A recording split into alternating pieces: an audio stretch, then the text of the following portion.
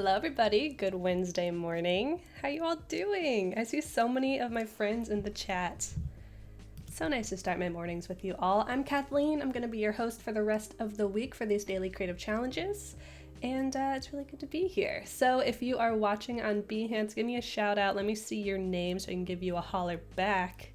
We got people watching from Texas, Spain, Florida. Super cool. What's up, Julia and Rodney? How you doing? So if you're new to these daily creative challenges, we are ending this section on Friday. It's been a 2-week challenge and you guys have all been doing amazingly. But a new one's going to be starting next Monday. So just a different host, different challenges. It's going to be a good time. Dr. Jacqueline Hyde, short hair. Yeah, this is my quarantine cut for sure. So let me pull up the daily creative challenge landing page. If y'all have any questions, get this out of here, get this going. Cool. There we go. Greetings, Earthlings. Hello, where are you tuning in from? What celestial body? Hope is from Pennsylvania. Hello, Eduardo's from Brazil. Hello, hello. Kentucky, New Zealand. Steve, what's up? London. Wow. Everywhere. Pakistan. It's amazing. Sig says cold pizza is the best breakfast. We could debate about that, but I'll take your word for it. So if you want to learn more about these challenges or potentially get caught up on previous challenges, you just go to behance.net/challenge/Photoshop, and that will take you here. You can click this blue button in the middle to register. So there you go. I just registered for my own challenge. There you go. And when you do that, it will invite you to join Discord. So you can click this chat with the community button, or you can go to this link right here, and that will take you to our Discord. Ooh, caught my hair on that one. Our Discord server, which is basically like a giant party 24/7 talking about Photoshop and all things creative. And you can get it on your browser, desktop, or mobile device. So let me show you what it looks like. Let's bump into here. Cool, so this is where people are talking about, they have questions. Tim's doing his best and his darndest to answer them. Thank you, Tim, you are awesome. And then you can also get feedback for your current challenge entries. So if you go to feedback, current challenge, you can see everybody's work. Whoa, Nadia, this is sweet. This is from yesterday when we were learning about the pen tool and adding gradients and colors and making a creative, colorful scene. Nice. L. Matthews was using the Columbus, Ohio picture that I used yesterday. Cool, added some birds in there. Nice. Ooh, this looks like it's vintage. Very cool. Is this in San Francisco? Oh no, it's in Melbourne. Nice. Whoa, this is sweet. You built your own illustration on top of a photograph. That is so cool. Very surreal. Yeah, right? It is nice, Steve. I agree. So if you want to join us on Discord, again, you can click this chat with the community button. You can come down here to this link as well, or go to bit.ly/psdiscord. Is it clear that we want you to join the community and have access at 24 hours a day? Yes, I think so. There's 3 links, 3 ways to get there. Alrighty, so let's jump into the challenge. For today, we are going to be talking about brushes, texture in Photoshop, and making an illustration shine with some clipping masks.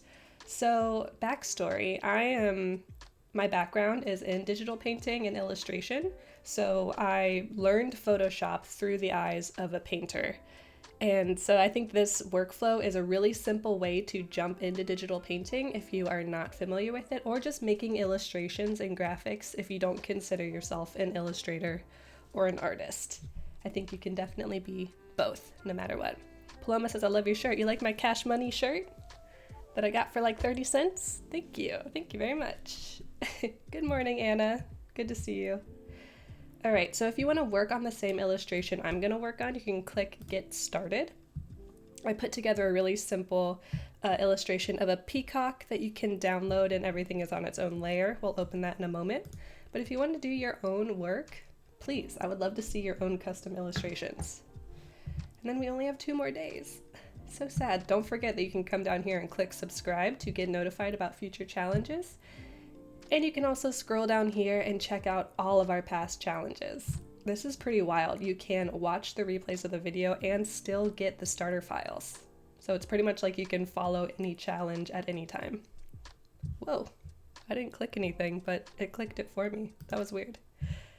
Cash Money or Cash Johnny? I think this is like Cash Johnny, right? Isn't this like his logo? Okay, so let's jump into the potato shop, or as you might call it, the Photoshop. Here's my illustration. I actually put this together in Fresco, and it's a really simple, just every fan or every feather fan is on its own layer. We have the body right there, and we have our graphic. So I'm going to show you how to go from this to this. We're going to add some shadow, some texture. We're going to pop out the body a little bit so it's clearly different from the tail, because in the flat illustration, see how this body, the values are pretty similar with the purple here and this indigo here. So I'll show you how to make that differentiation using some highlights and shadows. But first, let's talk about masks, specifically clipping masks. So I'm going to turn all of these layers off. Say, for example, I grab a brush. It can be any brush. I'm going to put it on a new layer. Put it up here. So say, for example, this is my illustration.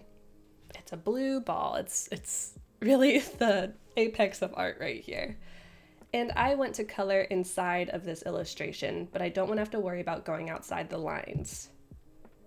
If I make a new layer, change my colors, maybe to this, and just try my best to get inside the lines, it's not going to be perfect. But if I right click on my pink layer and click Create Clipping Mask, it's going to use the layer below it like a stencil. So it's only going to show where the layer below it is. So if I unclip it, you'll see it extends beyond the layer below, and if I clip it again, it's clipped to the layer, thus a clipping mask.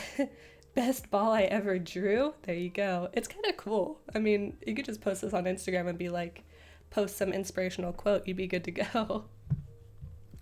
So real quick again, I will show you how to do that. You can right click on the layer. Make sure you don't right click on the thumbnail, because that will give you specifically thumbnail options. If you right click on the layer proper, you can click Create Clipping Mask, and you'll see this little arrow appears. So that means, hey, I'm clipped to this layer below me. Now, if you hold Option or Alt in between these two layers, you'll notice the cursor changes. And that's a quick way to make a clipping mask. So I'm hovering in between the two layers, I'm holding Option or Alt if you're on a PC. You'll see the cursor change, just click, clipping mask. Super easy. Thanks for the word stencil, I get it now. Mind blown! I'm so glad. Sam says clipping masks are the best. Yeah, you use them a lot when you are coloring, right? You do your final line work and then use a clipping mask to add those shadows. Very awesome. Okay, so let me show you how we would use clipping masks for this illustration. We're going to turn this back on. Let's just focus on the body for now. So I'm going to turn off this texture or the text. Let's select the body layer, and in the template that you can download, I already have layers with clipping masks and instructions like add the texture for the blue layer here, add the texture for the purple layer here. But so I'll just show you how I would build it from the get-go. We're going to start a new layer. We're going to clip it to the body layer, and then let's choose our brush that we want to add texture with. Is there a key command for clipping mask other than Option click? I don't think so, unless somebody in chat knows differently. So brushes are huge in Photoshop. It's one of my favorite things about Photoshop, especially the Kyle Webster brushes. So if you are a CC subscriber, you have access to Kyle's brushes, which he's actually working on his summer pack right now. But the spring pack is still available too. I think it's here at the bottom. No, those are Sam's brushes. Is this the spring pack? Yep. So every season he releases a new update, which is super cool. There's like, I don't know, 20 brushes in here. Lots of concept brushes. Let's do this. I'm gonna grab a real textury one. but I want it to be kind of big. Let's do this willow fat brush. Yeah, that looks nice. So notice how when I paint it on the body, it stays within the body. But I specifically just want to add some shadows. So one good way to add shadows in Photoshop is to use a multiply layer or set your brush to multiply. So I'm going to eyedropper this color. You can just tap I and that will activate your eyedropper, or you can come over here to your toolbar. Click on that, grab that blue, go back to our brush tool, and then you can either change your mode to multiply, so that's actually changing your brush that you're holding in your hand to multiply, and you could paint with it, maybe. Oh, it's because there's nothing else on this layer, that's why. So better than that, we're gonna change our layer style to multiply. So instead of changing our brush to multiply, let's come over here to our new texture layer. I'll just type texture. And in our blend options, we're gonna do multiply. So that's gonna turn the entire layer into a multiply layer. So no matter what we paint on it, everything below it, we're gonna see through it. We're gonna see through it to see everything below it. So let's add a little bit of texture. One important thing with these multiply layers is you don't wanna make them too opaque, because then the shadow will be very harsh. So we could turn the opacity of the layer down a little bit. We could increase the size of our brush to really get that good texture. And since I'm just using a mouse, I'm also going to turn down the opacity of my actual brush in the flow, so I can kind of simulate some texture and pressure since I'm not using an actual tablet pen. We've got a lot of friends watching on YouTube too. Hello everybody. Come hang out on Behance so I can see your chat a little bit better. So let's turn this up just a little bit more. And I'm gonna start building this up. It's pretty faint, but you can see on the right side of the body, we're starting to get a little bit darker. I can keep building it up. Click, click, click. Let's turn our opacity up. There we go. Maybe turn the opacity up on our layer. Nice, you see the shadows starting to come together. We can even put some shadows on this back leg. Cool. And then we can also make a new layer. Also clip that. And we can start with some highlights. So the mode that I like to use for highlights is overlay, but you can play with a lot of these different options and see which one you like more. So let's start with overlay, and you can use the same color. Maybe, or maybe a lighter color. They aren't reacting the way that I thought they would today. Happens sometimes.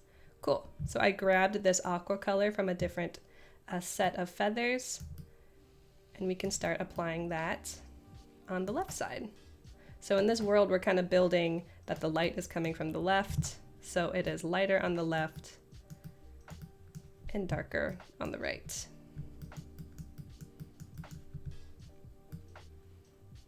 Nice. And I will admit, adding depth is definitely easier if you have a tablet or if you're working with Photoshop on the iPad or with Fresco. It's definitely easier that way. So we'll turn this off, on. We got a little bit of highlight, got a little bit of shadow going on. Cool. And we could even make one more layer, clip it, and actually paint in a couple little details. So I'm gonna make my brush smaller, grab this blue, go to my color picker, drop the vibrancy down, so get it closer to black. I'm gonna turn my smoothing up a little bit so that when I make these lines, they look nice and smooth. Cool. And from here, I could paint in some feathers. And I could even use my lasso tool to draw a little eye.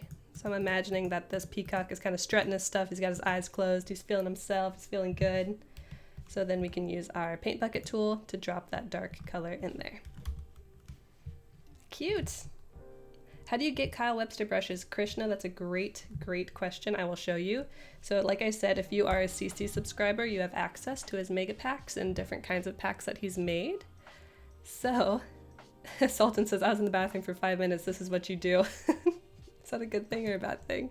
So if you want to get those brushes, there's a really easy way to do it within Photoshop. You're going to click your brush selector, pop open this window. Then over here in this cog, you will click that and then click Get More Brushes. It's going to take you to an Adobe website. So if you sign in with your Adobe ID, you will see tons of brush packs right here. But I'm not currently signed in, so you're not seeing that. But just sign in with the subscription Adobe ID that you have and you can download them. Super duper easy. You can also make your own brushes either within Photoshop or using an app called Capture, which is awesome. It's a mobile app and you can make a brush out of anything. So you could also do that. This is therapy, says Delante. Nice. I'm glad you think so. Did you start with a photograph to draw your peacock, or is that from your brain? Nicole, I used a peacock reference. So I looked at pictures of a peacock because I was like, how many layers of feathers do they have? And like, what do these little details actually look like on a peacock? This is really simplified from an actual peacock, but it's similar enough to be readable. That's my goal. And as you can see, this is really rough. It's just kind of more like a children's book illustration. But yeah, I definitely looked at photographs of a peacock also to see how their bodies and their legs looked, because I thought their feet were a lot smaller, like little tiny short guys, but they like strut around. They've got big feet. You know nothing in Photoshop you want to learn? You're in the right place, Sultan. Glad to have you. All right, so let's add a little bit of texture to another layer. Let's go back to this purple feathers layer. So I'm gonna make a new layer on top of it, clip it. I'm gonna grab this purple and I'm not gonna change my blend modes this time. I'm just gonna choose a darker purple. Increase my brush, decrease my opacity and flow since I'm not using a tablet pen. And we can add some shadows. I want to definitely add a little bit of darkness around the body, because like I said at the beginning, the body is kind of merging into the background since the blue and the purple were similar values. We'll do that. So now if I play with my different blend modes, we can see how that changes. Ooh, that's cool. Although the body really merges now. So we'll stay away from that one. Linear burn is nice. Ooh, that adds some lightness where there was darkness. That's actually nice. This reminds me of an Easter egg for some reason. So I love doing this. I'll like do my edits and then I will decide which blend mode I want to use.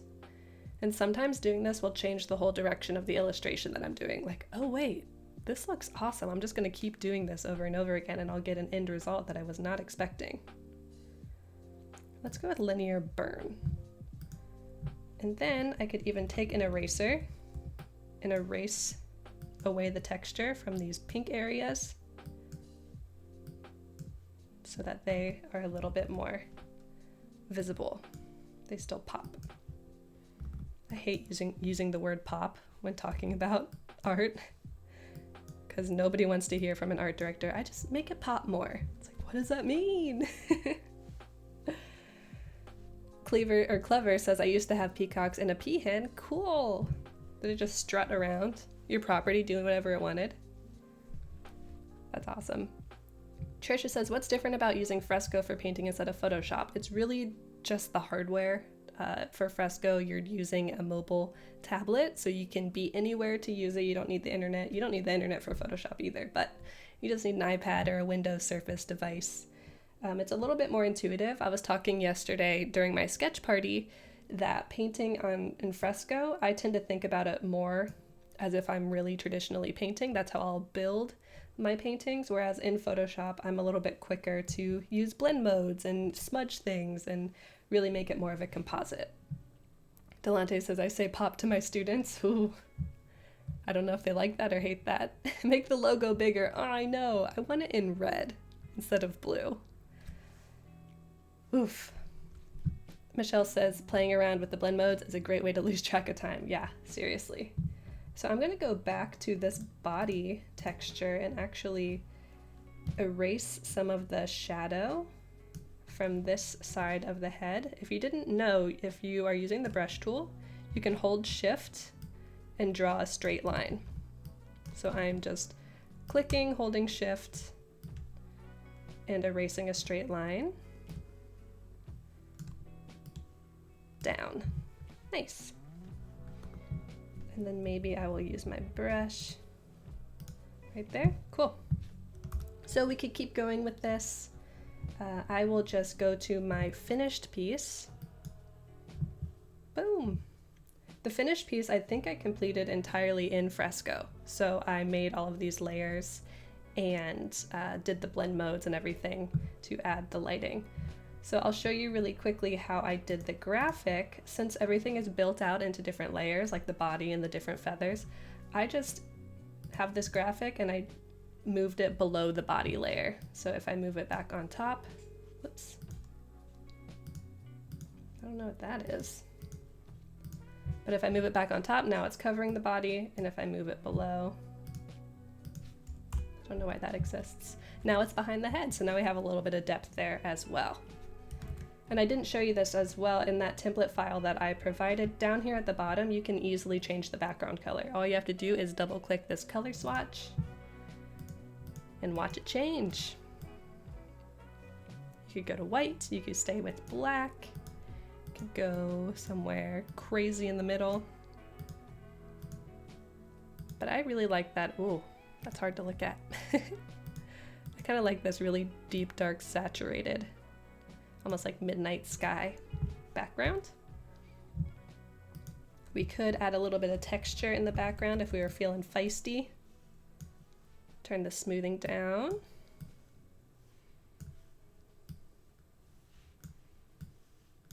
We could play with the blend modes here as well. Let's see. That's kind of cool. Yeah, I like this for a very faint texture in the background. And let's get this exported and uploaded onto Discord and Behance. So we're gonna go to File, Export, Export As. Right now, since it's a layered PSD, I couldn't upload that on Behance or Discord. But if I export it as a JPEG or a PNG, it'll be good to go. I've been exporting most of mine at 800. And if you change the dimensions here, no worries, it's not changing the dimensions of your actual document, it's just changing the export. Alrighty, let's put this in day 7. We'll say day 7 finished. And we will see what everyone thinks. So this is the great thing about Discord. If I come back here to the current challenge feedback channel, there's a lot of challenges. We can come here to this plus sign and easily update and upload. Day 7. When you add texture, are you on that layer or are you doing it on all layers? So if you are, say you're on your body layer and you make a new layer on top and clip it, it's just going to affect the body layer because it is clipped to the layer right below it. That's also a good thing to think about when you're using adjustment layers, because if you do, like, say a black and white layer and put it at the top of your layer stack, it's going to affect every layer below it. But if you clip it to a specific layer, it will only affect that one. I use that all the time. All right, here's my finished peacock. What animal should I do next? So I'd be really interested to see what you all make. If you don't want to do the peacock, what are you gonna do? I can't wait to see it. I am gonna pop off of here in just a minute. Let me pull up my big camera so I can tell you about the schedule for the rest of the day. Right after me, don't forget, if you're watching this live stream, you can just scroll beneath the video player and see what's coming up next. Oh, cool. So after me, Lisa and Jesus are going to be up next doing some compositing. Lisa is an amazing compositor. Jesus is too. Lisa was with us on Adobe Live a little while ago and she was doing some Stranger Things posters. It's amazing. She has a really cool body of work, so you should stick around for that. She's also a hoot and a half, so I think they'll have fun together. Then after them, Julia is going to be here for her Illustrator Daily Creative Challenge, so you can learn more about Illustrator there. Oh, Trisha's going to do a capybara. Nice. Then we're going to have Nick doing a branding and identity. That's very cool. So if you want to learn a little bit about graphic design and brand systems, come back for that. Jesse's going to be back at 2 o'clock finishing out his Daily Creative Challenge for XD, his day 7 as well. After that, Kyle Webster is going to be here doing a draw along. So if you have any kiddos in the house or you want to just draw along with Kyle Webster, that is the perfect stream for it. It's at 2:30 Pacific time. And then we have a design off happening with Panda and Voodoo Val. Nice. Illustration. We have more compositing with Demas coming up after that. Wow, that's super cool. He has a very cool Instagram account, so you should stick around. And that'll do it for the day. So I'm going to hop off of here. I will see you tomorrow morning at 9 a.m. Pacific time for day 8. And I hope you guys have a great day. I'll see you then. Bye.